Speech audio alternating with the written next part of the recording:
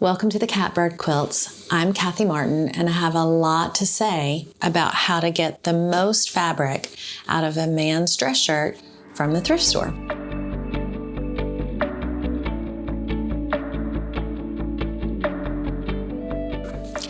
My goal today is to help you turn this into this.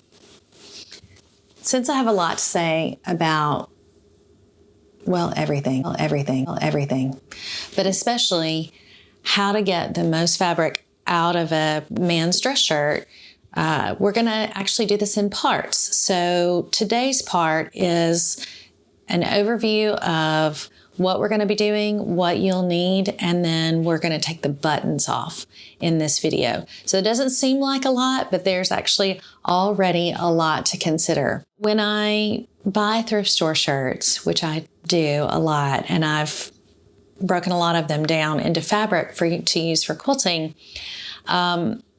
initially I just kind of cut it all apart, just willy-nilly, just higgledy-piggledy.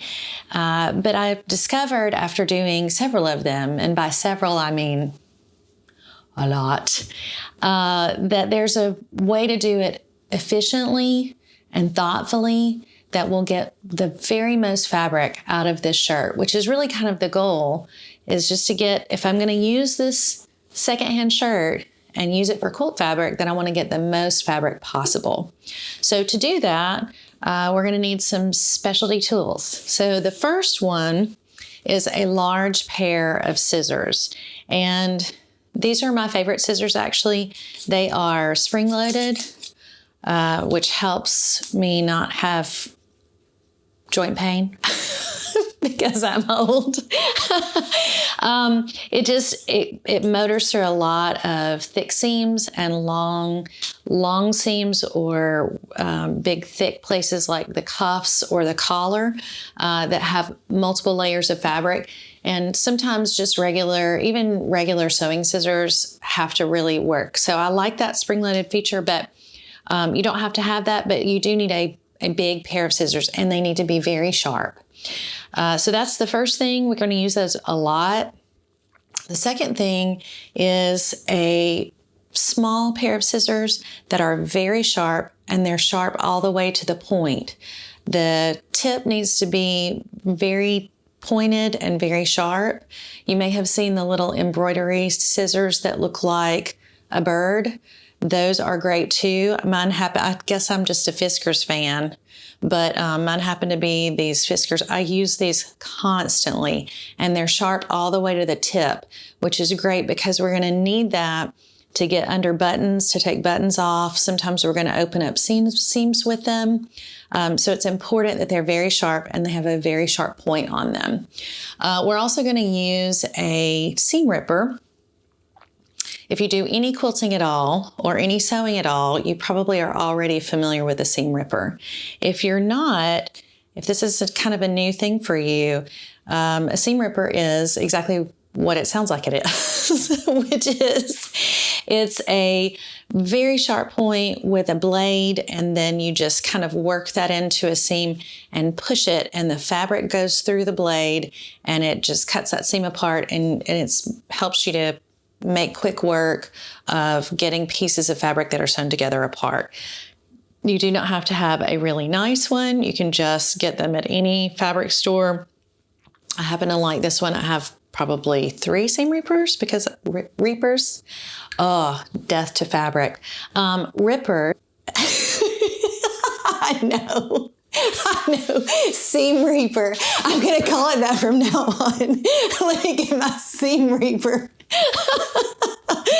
And usually it has this little red ball on one end, which we'll talk about that and how you can use that really effectively. So that's another one of our tools that we'll need. You're also going to want a trash can. I'm reaching for my trash can. Because we're going to generate, unfortunately, a lot of waste. All the seams on the side and bottom are going to have to go, maybe the collar, parts of the cuff. So definitely going to need a trash can. This is mine. I got it from IKEA. I love it. My husband hates it because apparently it's challenging to empty. I'm not bothered by that, probably because I'm not emptying the trash enough. And then you're also going to need a scrap bin. And scrap bins don't have to be anything special. This is mine. Also IKEA. Apparently IKEA is a thing, kind of like Fiskars are a thing. And it's just a container to hold all of your scraps of fabric, just random selvages from fabric maybe that you bought. And there will be lots of little pieces of fabric that come off this shirt that are very usable, especially if you want to do a scrap quilt, which is very popular right now. But even for things like, you can use them for hair ties or ribbons or whatever. It really could just be another trash can, but just something with an open top that you can just toss your scraps in, and you'll be really grateful that you have it. And honestly, my scrap bin makes me really happy, I think, and I'm going to show it to you again. This is actually a whole fat quarter that shouldn't be in there, but it just looks pretty to me and it makes me feel like that I have something accomplished. So that's a little, I digress moment. And then there's one final piece of equipment, very specialty equipment that you're going to need, and that is the lint brush. I don't use a lint roller because I feel like it's not very effective. You can do that if you don't have a lint brush and you don't have a lint roller. Just get some tape and turn it inside out on your hand. But we're going to generate a surprising amount of lint, cutting through seams, little pieces of thread, little pieces of fabric. This whole countertop will be covered in a fine layer of fabric dust. And I will be covered in a fine layer of fabric dust. It's like pig pen, except with thread. So invest in a good lint brush if you can. If you don't, use what you have at home. But I keep this one around and you can get them pretty much anywhere. So that's what you're gonna need from an actual practical, these are the tools that you're gonna need to get the most fabric out of a men's dress shirt. So you're going to want to do a little bit of prep before you get ready to start breaking your shirt down. The first step in that is actually to wash and dry your men's dress shirt.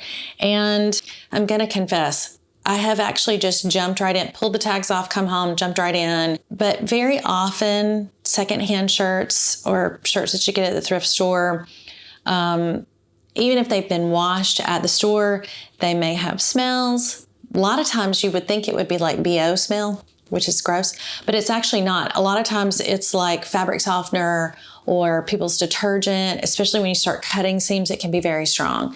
So it can set your allergies off.